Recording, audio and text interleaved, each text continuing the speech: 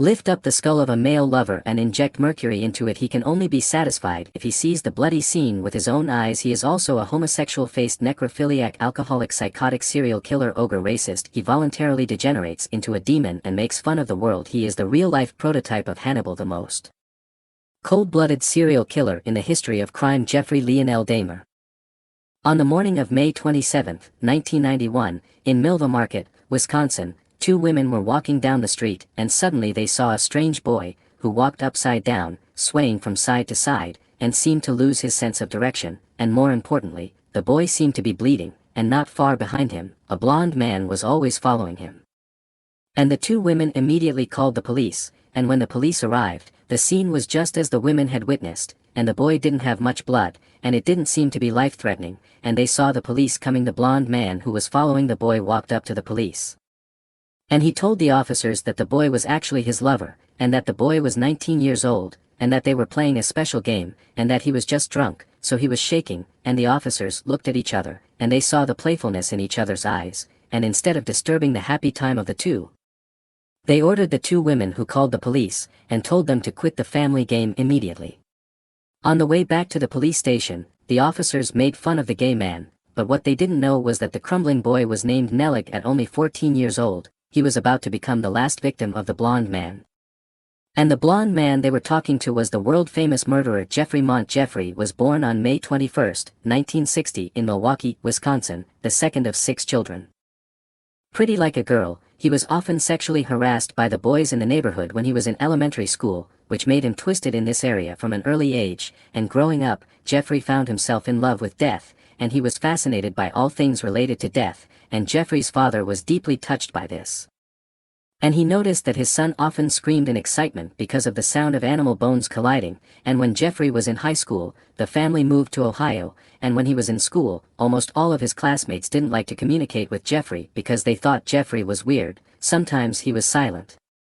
Sometimes he was crazy, and even stranger, Jeffrey had a lower body temperature than all of them, which was very uncomfortable, and Jeffrey wasn't the introvert he was when he was a kid, and he wanted to be accepted. He wanted to get noticed, and he quickly noticed that when you drank with boys, it was easy to mingle with them. And the weirder he behaved, the more people noticed, so he started drinking heavily in high school, and he was drawing the shape of the human body on the floor of the classroom. The classmates just thought he was a little weird, but they were used to it. But they didn't know that Jeffrey's superficial pompousness was just a disguise for another inner desire, and I don't know when he started to fall in love with men, and when he was partying with the boys, he often fantasized about what would happen to them, and chose between 0 and 1, and when he graduated from high school, Jeffrey was 18 years old, and it was also in that year that his parents divorced, and Jeffrey lived with his mother, who was often away from home because of work, which gave Jeffrey a lot of freedom. Soon he met an 18-year-old young man, Steven, at a rock concert, and he invited Steven to his house for a drink, and after drinking, he couldn't help but want to have sex with him, and Steve wasn't a boy, but he was already drunk and unconscious, so half drunk, half awake, Jeffrey took Steve down, but he still felt that something was missing, as if he was missing a struggling scene.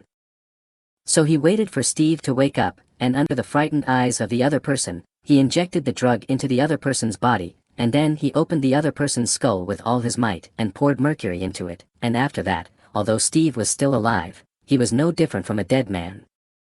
And he slowly tortured the other person to death, and after that, he once again enjoyed the last of his warmth, and he put the body on the bed, and he comforted himself whenever he had time, and when the body was completely out of temperature, he cut off the muscle-filled parts of the body, and ate some of them, and put some of them in the freezer for storage, and the rest is put in sulfuric acid to destroy. Incidentally, Jeffrey's biological father was a chemist, so he was no stranger to chemicals, and throughout the process, he would take pictures of the corpses, which was Jeffrey's first killing, but he was quite calm.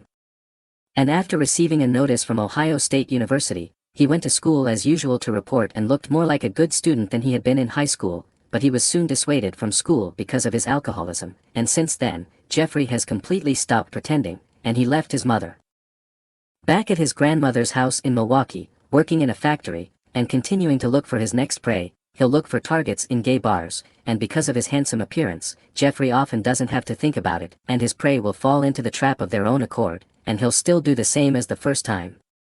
kidnapping and torturing them to death, and then enjoying the time alone with the corpse, and the taste of dismemberment and cooking, which is just a little complex for him. From 1978 to 1991, when Jeffries committed the crime, the male victims ranged in age from 14 to 30 years old, and their final destination was partly in Jeffries' belly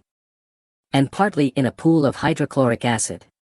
May 27, 1991, the 14-year-old Narek became Jeffries' prey, and he had been injected with drugs when the police found him, so he tried so hard to escape, but to outsiders he was stumbling and acting strangely.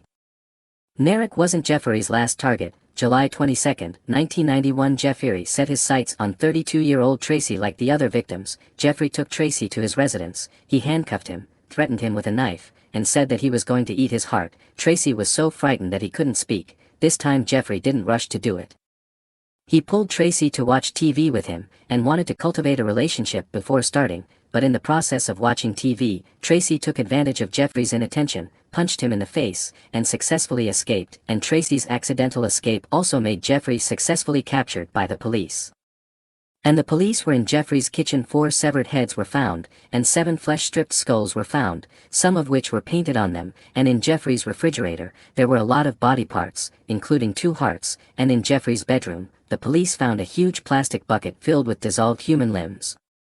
In court, Jeffries quickly pleaded guilty to his crimes, and his defense attorney tried to get him away with mental illness, but at the 1992 trial, Jeffries was deemed sane and not mentally ill. In the end, Jeffrey was sentenced to 15 life sentences, a total of 957 years, but on November 28, 1994, in the Columbia Church Institution in Wisconsin, Jeffrey was beaten to death with a metal rod by a cellmate named Christopher while taking a shower.